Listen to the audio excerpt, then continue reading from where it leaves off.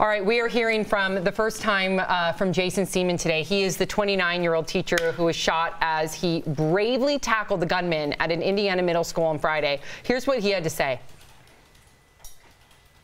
As a person who isn't looking for attention, nor entirely comfortable with the situation I'm currently in, I want to make it clear that my actions on that day, in my mind, were the only acceptable actions I could have done given the circumstances. I deeply care for my students and their well-being, so that is why I did what I did that day. Wow, definitely a hero. He was shot multiple times. There is a young girl. He's a 7th grade science teacher. Shout out to our 7th grade science teachers. Yep. A little bias there. Oh, yeah, that was you, Al. That's what I taught. And 5 so years. I would love to hear your perspective on this, because he definitely took he ran with this, you know, and he saved potentially a lot of students' lives.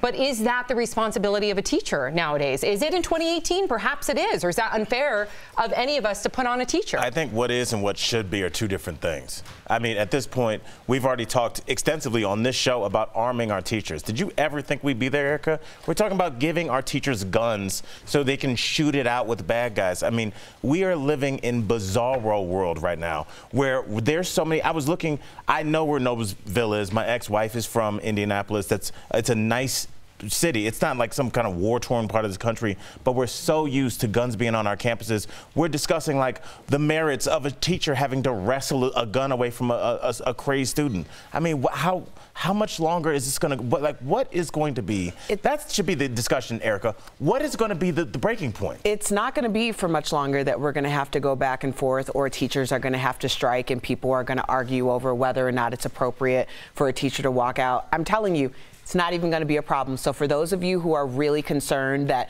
you're paying all this money to taxpayers, or as taxpayers, but the teachers are walking out, I have news. The decrease in the amount of students who are actually going into the School of Education at universities across the country is substantially down. You mean to become teachers? Yes, to become teachers. School of Education's enrollment are down. So we're losing teachers. We're losing, yes. Because they're not even being graded. Exponential rates. Which like, we aren't even getting new teachers. It's going to become a position kind of like what happened with nurses, where we were in such need that we exponentially decided to pay them more so that they could go and travel and they make more money. We're going to be in that situation with teachers. You're going to have to bribe people to become Erica, teachers. I'm going to just say, I know we have to move on because we have to talk about the royal wedding, but honestly, I think this is more important. I'll just say this. Think about, like, what job description you're giving somebody. It's like, hey, are you getting ready to go to college? Well, here's the thing. You can be a teacher, so you'll have 35 to 40 kids in your classroom. It'll be underfunded. When you ask, you'll have your tax break taken away. When you ask for a little bit more money to have a livable wage, people will attack you. They'll say, well, you get the summers off, so shut your mouth. And the chances of there being gun violence in your classroom are so high that people are already talking about deputizing you. So I wonder why it's down.